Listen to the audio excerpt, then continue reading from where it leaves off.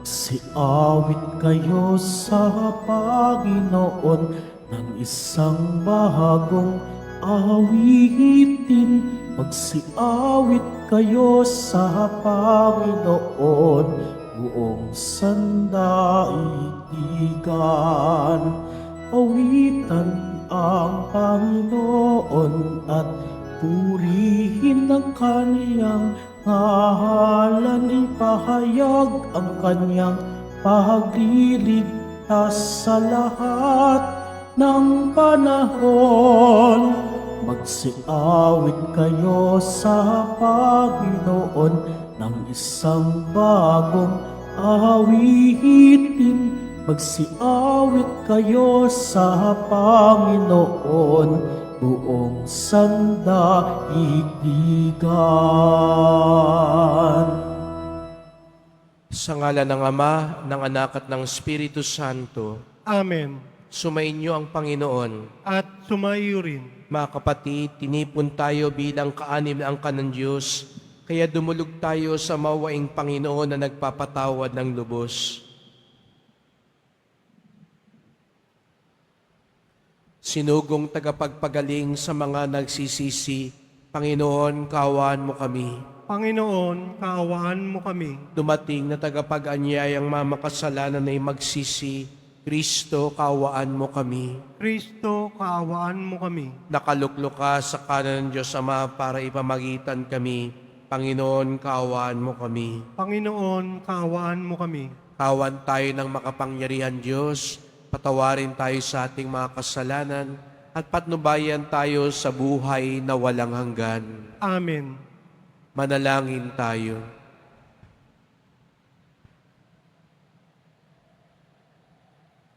Ama naming makapangyarihan, buong galak naming pinararangalan ang alaala ni Santa Escolastica.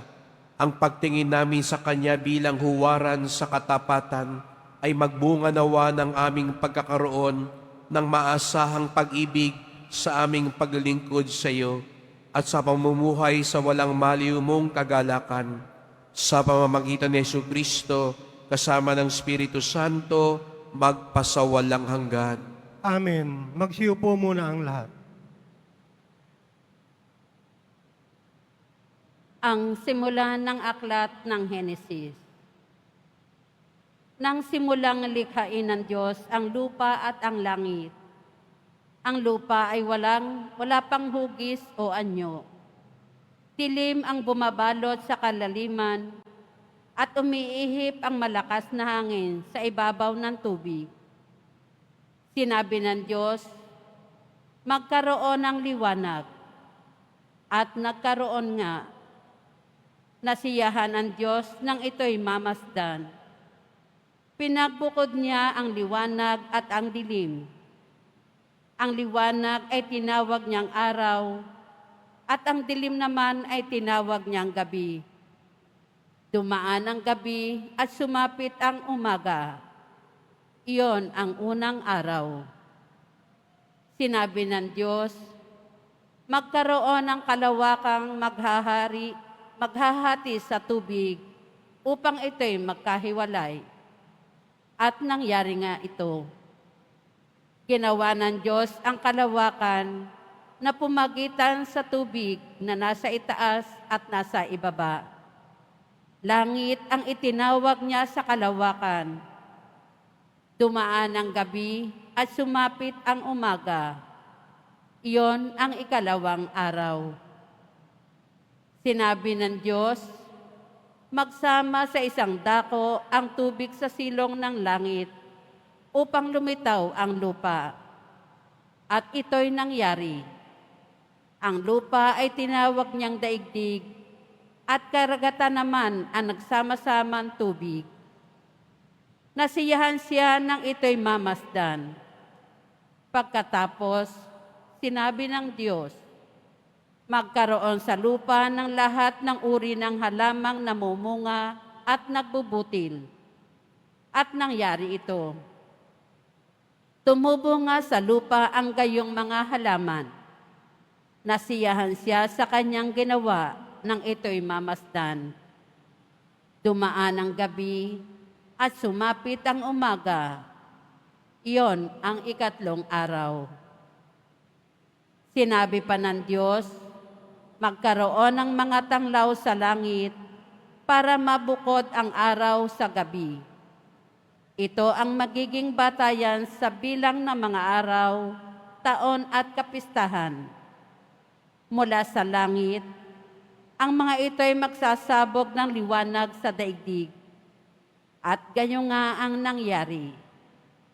Nilikha ng Diyos ang dalawang malaking tanglaw, ang araw upang tumanglaw sa maghapon, at ang buwan upang magbigay liwanag kung gabi. Nilikha rin niya ang mga bituin. Inilagay niya sa langit ang mga tanglaw na ito upang magsabog ng liwanag sa daigdig, tumanglaw kung araw o gabi, at magbukod sa liwanag at dilim. Pinagmasdan ng Diyos ang kanyang ginawa at siya'y nasiyahan. Dumaan ang gabi at sumapit ang umaga. Yon ang ikaapat na araw. Ang salita ng Diyos. Salamat sa Diyos. Ang poon ay natutuwa sa kanyang mga nilikha. Ang poon ay natutuwa sa kanyang mga nilikha. Pinupuri ka, Poong Diyos, nitong aking kaluluwa. O Panginoong aking Diyos, kay dakila mong talaga. Ang taglim mong kasuot ay dakila rit marangal pa. Nababatbat kang Poong Diyos ng liwanag na maganda. Ang poon ay natutuwa sa kanyang mga nilikha. Ikaw na rin ang nagtayo ng saligan nitong lupa. Matatag na ginawa mo't hindi ito mauuga. Ang ibabaw ng saligay ginawa mong karagatan, at tubig din ang bumalot sa lahat ng kabundukan. Ang poon ay natutuwa sa kanyang mga nilikha.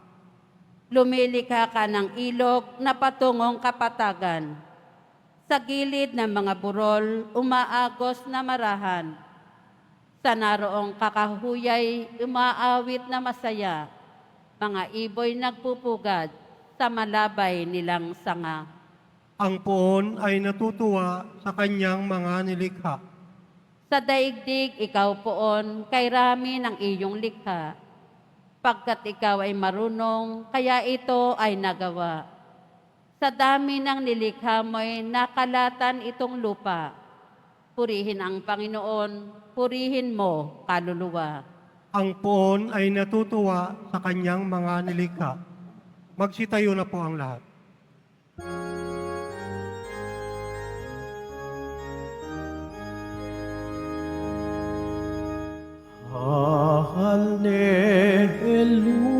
Hallelujah, Hallelujah,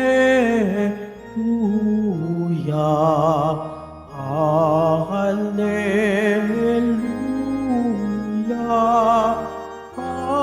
Hallelujah.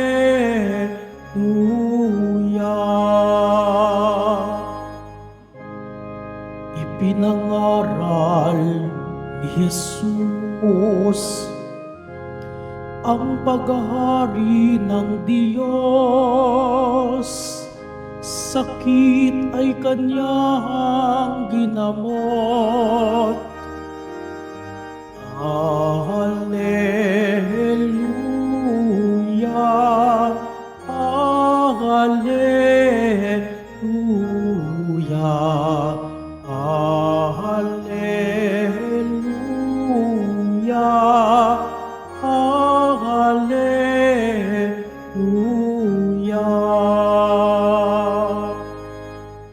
Sumainyo ang Panginoon.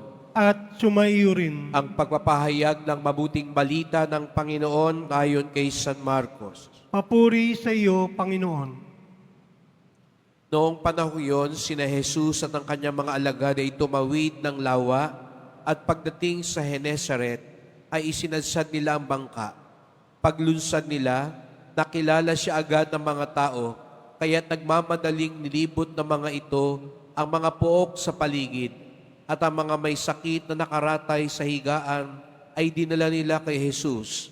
Saan man sila nila mabalitaang naroon siya, at saan man siya dumating, maging sa nayon, lungsod o kabukiran, ay dinadala sa liwasan ang mga may sakit at isinasamo sa kanya na pahipuin sila kahit man lang sa palawit ng kanyang kasuotan.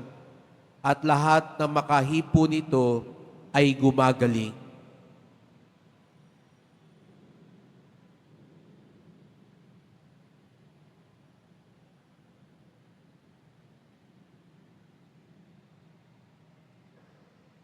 Mga kapatid, ang mabuting balita ng ating kaligtasan. Pinupuri ka namin, Panginoong Kristo. Magsiupo muna ang lahat. Magandang umaga po sa inyong lahat at maligayang pagdating sa tahanan ng ating mahal na pong Jesus Nazareno. Pinagdarasal din natin ang mga nasa online, lalo na po mga may sakit, nag-aalaga sa may sakit at mga kababayan, kadeboto natin mula sa iba't ibang panig ng bansa at daigdig na nais sumama sa banal na misa dito sa Quiapo, sa Basilica Minor at Pambansang Dambana ni Jesus Nazareno. Sa pakikinig natin sa Ebanghelyo ngayon, hindi na tayo tuloy magtataka kung bakit, lalo na dito sa Quiapo, lalo na sa pagdedebosyon sa Poong Nazareno, ay bakit nais humawak, humaplos, kumapit, pumunas ng mga deboto. Nung nabubuhay si Jesus Nazareno, sinabi sa atin sa Ebanghelyo, kapag siya'y dumadating sa isang lugar, pinagkakaguluhan siya ng mga tao, lalo na ng mga may sakit at nangangailangan. At para sa kanila, mahipo man lang ang laylayan ng kanyang suot, ay sapat na. Mahawakan man lang, kahit ang kanyang damit ay sapat na. Sapagkat ito ang pinagmumulan ng kagalingan, biyaya at pagpapala. Sapagkat walang ibang hangad ang ating Panginoon kung hindi ang ating paghihilom. Sa unang pagbasa, narinig natin ang kwento ng paglikha ng sanlibutan. Sapagkat ang Diyos, nilikha niya ang lahat. Ang Diyos hindi sumisira. Bagkus siya'y nagtataguyod, bumubuo, gumagawa ng mabuti. At ito ang ipinakita ni Jesus Nazareno bilang tagapaggamot, tagapaghilom, tagapagbigay lunas at lakas.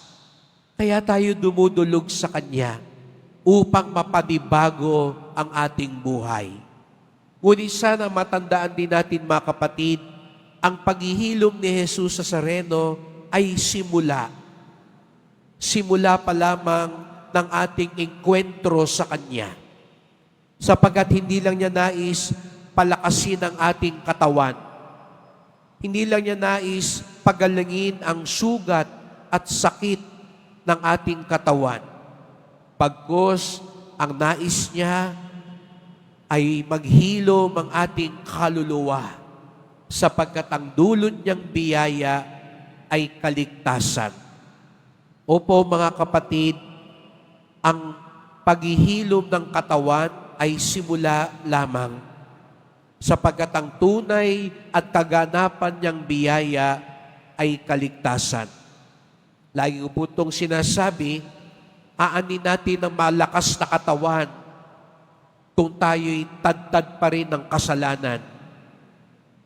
Aanin natin ang maayos na kabuhayan kung malayo din naman tayo sa kabutihan. Walang ibang hangad si Jesus Nazareno kung hindi ang tayo'y mapabuti at maligtas. Ang lahat ng kanyang biyaya, maging ang sanlibutan ng santinakpan na nilikha niya, ito lahat ay paraan para tayo'y mapabuti, para tayo'y maligtas, para tayo'y matulad sa Kanya. Kaya habang tayo'y nagdadasal ng ating mga kahilingan, Sa araw na ito, ipinagdiriwang natin ang kapistahan ni Santa Scholastica, ang kambal na kapatid ni San Benedicto, isang madre na puspos sa pananalangin, isang madre na nagdudulot din ng mga himala nung siya'y nabubuhay pa. Ngunit higit sa lahat, ang kanyang ipinamalas ay ang pagtulad sa kalinisan, kabutihan, at katapatan ni Jesus Nazareno. Yun ang nagpabanal sa kanya, katulad ng lahat ng mga santo. Hindi lang ang mga himala, kung hindi higit sa lahat, ang pagtulad kay Jesus Nazareno, ang pagpapahintulot na sila'y malikha muli, maging kawangis ng Diyos. At iyon din po ang ating idasal. Hindi lang ibigay ang ating kahilingan, kung hindi higit sa lahat, tayo'y malikha muli ng Diyos. Tayo'y mapanumbalik sa orihinal nating kalikasan. At ano bang orihinal nating kalikasan? Maging kamukha tayo ng Diyos. Maging kawangis tayo ng Diyos. Maging katulad tayo ng Diyos. Yan ang himala na nais mangyari ni Jesus Nazareno sa ating lahat. Ang tayo'y pagalingin, lalo na sa ating kalooban at kaluluwa, ang tayo'y maligtas, mapabuti, at makasama sa Kanyang kaharian. Magsitayo na po ang lahat.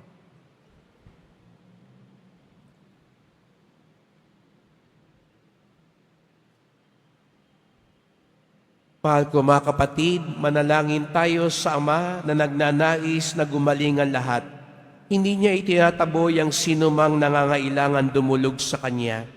Ang ating tugon, banal na tagapagpagaling, mahabag kayo sa lahat. Banal na tagapagpagaling, mahabag kayo sa lahat. Bilang simbahan, naway huwag nating isarado ang ating mga puso sa pangangailangan ng ating kapwa, bagkus ibahagi natin ang pag-ibig ng Diyos sa kanino man. Manalangin tayo. Banal na tagapagpagaling, mahabag kayo sa lahat. Tayong lahat naway kumilos para sa katarungan at para sa dangal ng tao, lalo na sa mga taong hindi binibigyang pansin ng lipunan, kasama na ang mga mahihina at mga dukha. Manalangin tayo. Banal na tagapagpagaling, mahabag kayo sa lahat. Ang ating komunidad naway maging matulungin at maitaas ang bawat isa na mayroong pag-ibig at malasakit tulad ng ipinakita sa atin ng Panginoon. Manalangin tayo. Banal na tagapagpagaling, mahabag kayo sa lahat. Ang mga may sakit sa isip, katawan, at diwa, naway makatagpo ng ganap na kagalingan. Manalangin tayo. Banal na tagapagpagaling, mahabag kayo sa lahat. Ang mga tapat na yumao, naway tumanggap ng walang hanggang kapayapaan. Manalangin tayo. Banal na tagapagpagaling, mahabag kayo sa lahat. Sa ilang sandali ng katahimikan, ating ipanalangin ang iba pang mga pangangailangan ng ating pamayanan. Gayon din ang mga intensyon na inialay sa ating misa sa araw na ito at isama na rin natin ang ating pansariling kahilingan.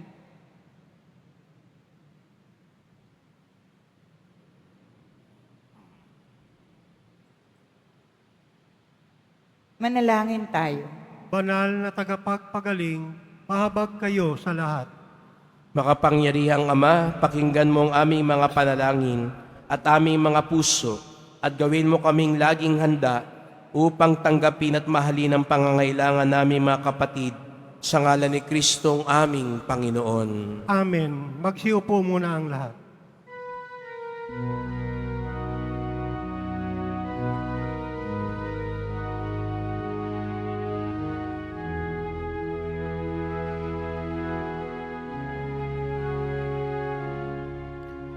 ang maihahandog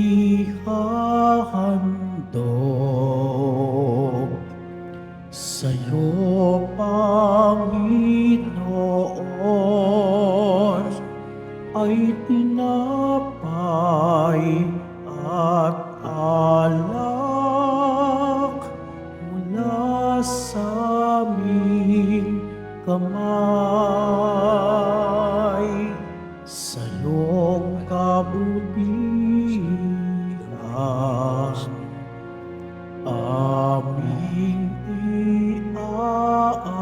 iaalay ang tinapay at alak sa gisag ng aming buhay. Magsitayo na po ang lahat. Manalangin kayo mga kapatid upang ating paghahain ay kalugdan ng Diyos Amang makapangyarihan.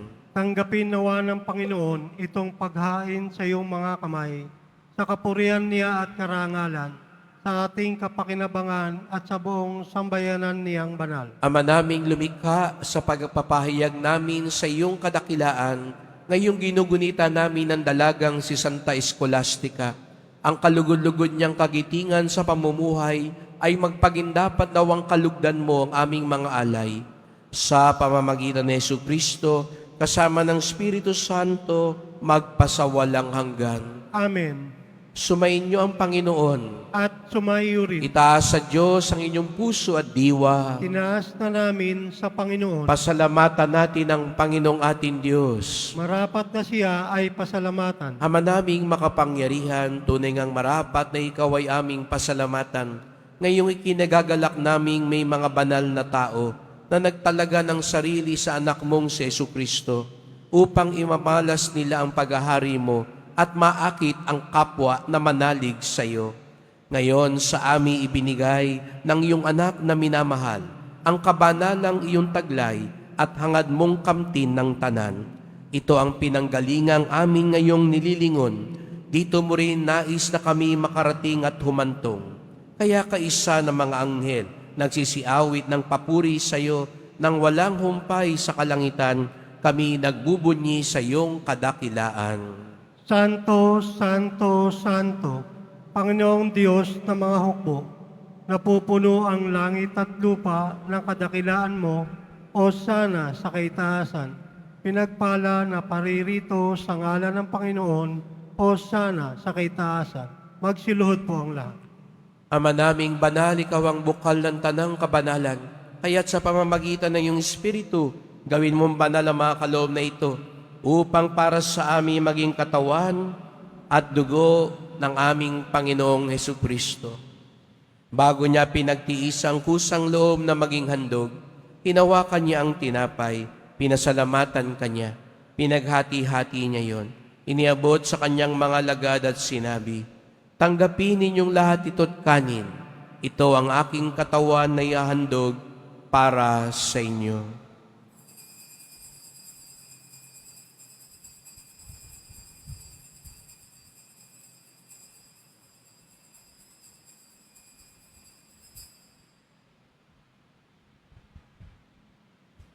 Gayon din naman nang matapos ang hapunan, hinawakan niya ang kalis, muli kanyang pinasalamatan. Inabot niya ang kalis sa kanyang mga alagad at sinabi, "Tanggapin ninyong lahat ito't inumin.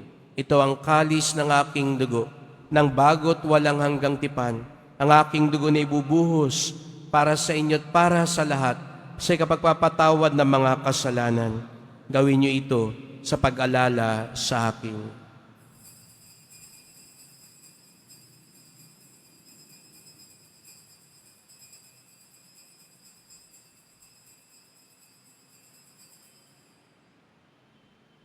Magsitayo na po ang lahat.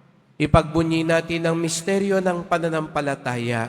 Si Kristo'y namatay, si Kristo'y nabuhay, si Kristo'y babalik sa wakas ng panahon. Ama, ginagawa namin ngayon ang pag-alaala sa pagkamatay at muling pagkabuhay ng iyong anak.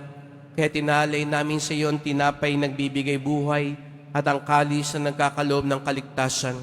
Kami nagpapasalamat dahil kami yung minarapat at tumayo sa harap mo para maglingkod sa iyo. Isinasamo namin kaming magsalo-salo sa katawan at dugo ni Kristo'y mabuklod sa pagkakaisa sa pamamagitan ng Espiritu Santo. Amalingapin mo ang iyong simbahang laganap sa buong daigdig. Puspusin mo kami sa pag-ibig kaysa ni Francisco na aming Santo Papa, ni Jose naming Obispo at ng Tanang Kaparian. Alalahanin mo rin ang mga kapatid naming nahimlay na may pag-asang sila'y muling mabubuhay, gayon din ang lahat ng mga pumanaw. Kawan mo sila at patuloyin sa iyong kaliwanagan. Kawan at pagindapating kaming lahat na makasalo sa iyong buhay na walang wakas, kaisa ng mahal na Birheng Maria, Ina ng Diyos, ng kabiyak niyang pusong si San Jose, ng mga apostol ni San Juan Bautista at lahat ng mga banal na namuhay dito sa daigdig ng kalugod-dugod sa iyo. May pagdiwang nawa namin ng pagpupuri sa ikararangal mo sa pamamagitan ng iyong anak na aming Panginoong Jesucristo.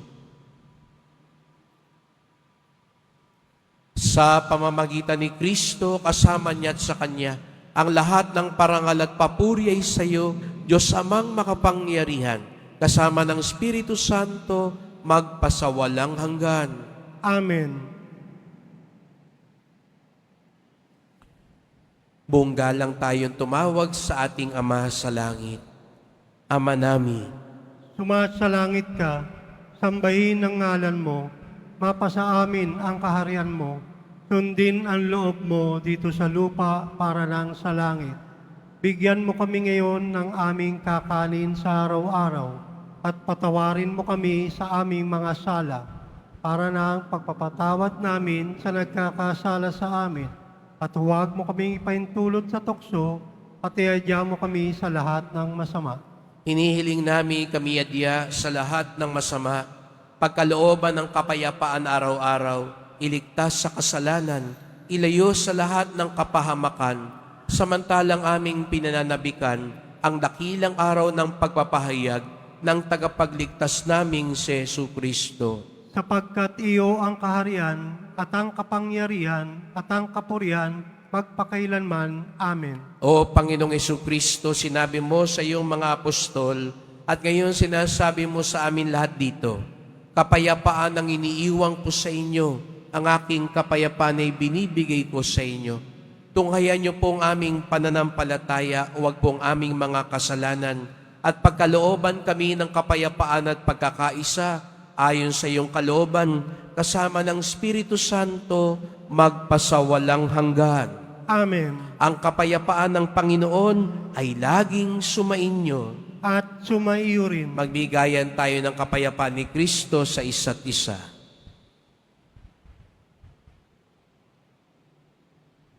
Kordero ng Diyos na nag-aalis ng mga kasalanan ng sanlibutan, maawa ka sa amin. Kordero ng Diyos na nag-aalis ng mga kasalanan ng sanlibutan, maawa ka sa amin. Kordero ng Diyos na nag-aalis ng mga kasalanan ng sanlibutan, ipagkaloob mo sa amin ang kapayapaan. Magsiluhod po ang lahat. Narito ang ating Panginoong Jesucristong tagapagbigay lunas at lakas. Siyang kordero ng Diyos na nag-aalis ng mga kasalanan ng sanlibutan, mapapalad ang inaanyayahan sa kanyang piging. Panginoon, hindi ako karapat-dapat na magpatuloy sa iyo, ngunit sa isang salita mo lamang ay gagaling na ako.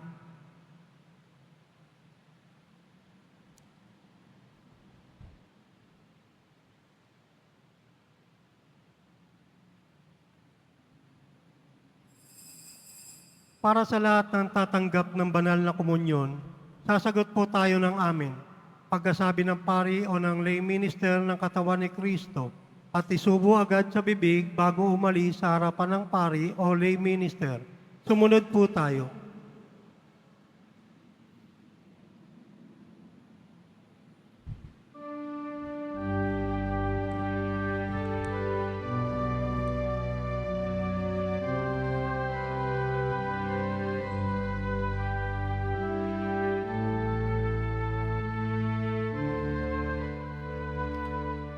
Umasa ka sa Diyos ang mabuting gawin at manahan kang ligtas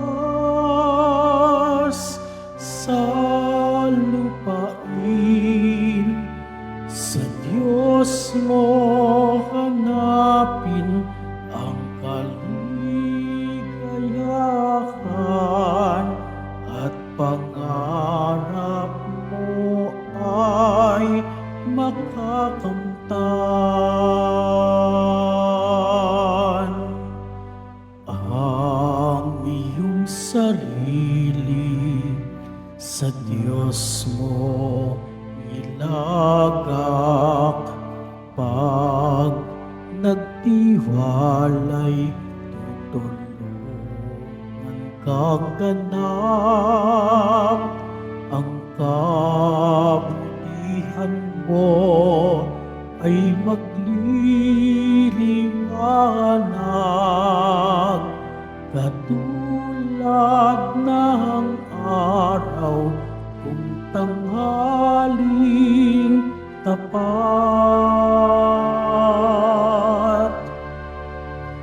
Umasa ka sa Diyos, ang mabuting gawin at manahan kang ligtas sa lupain. Sa Diyos mo hanapin ang kaligayahan at pangarap mo ay makakamtan.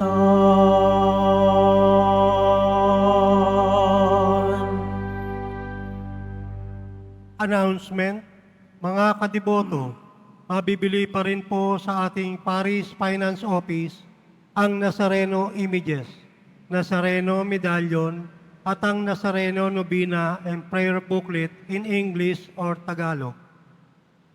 Paalala sa mga magsisimba. Pagkatapos ng misa, wiwisikan po ang lahat ng banal na tubig. Pinakikiusapan ang lahat na manatili lamang muna sa inyong mga lugar. Tanging sa Quezon Boulevard o sa Plaza San Juan lamang ang labasan ng lahat. Sumunod po tayo.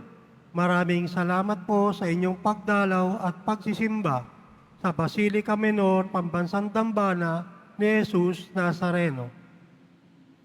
Magsitayo na po ang lahat. Manalangin tayo. Ama naming mapagmahal, sa pagsasalo namin ngayon sa banal na pakikinabang, matulungan nawa kami ng ulirang katapatan ni Santa Escolastica upang tanging ikaw ang aming mahalin habang inaako namin ang malasakit ni Jesucristo kasama ng Espiritu Santo magpasawalang hanggan. Amen. Salamat po sa inyong pagpunta dito sa Quiapo. Ingat po kayo sa pag-uwi. Salamat po sa mga naglingkod sa misa at sa inyong tulong sa simbahan. Mga pamisa, love offerings, online donations, sa mga nagdadala po ng bigas, dilata at iba pang pang-ayuda. Ang ating debosyon sa Poong Nazareno ay nagtuturo sa atin magmalasakit at tumulong sa ating kapwa.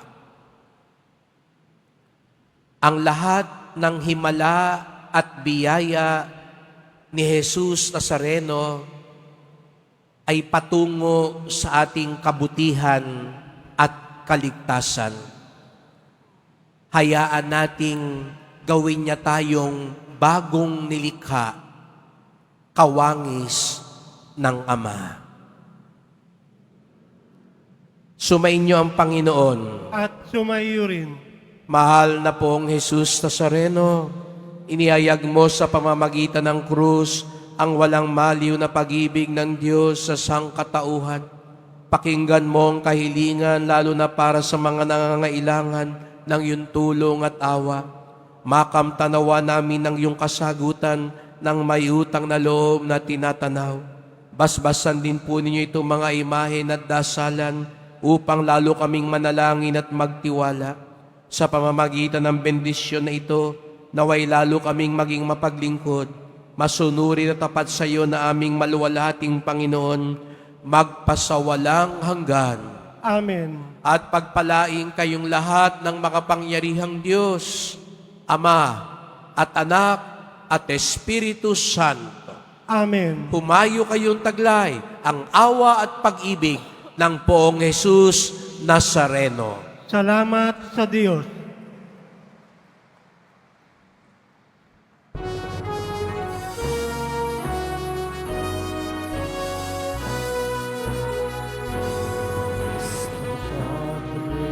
Jesus Nazareno, sinasamba ka namin. Pinipinto ka namin, aral mong aming buhay at kaligtasan.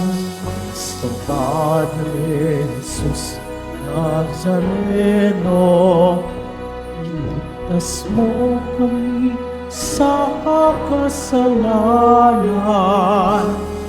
Ang mismong ay sagisag ng aming kaligtasan. Nuestro Padre Jesus Nazareno, dinarangal ka namin. Nuestro Padre Jesus Nazareno, iniwalat ka namin. Nuestro Padre Jesus Nazareno, dinarangal ka namin. Nuestro Padre Jesus Nazareno, iniwalat ka namin.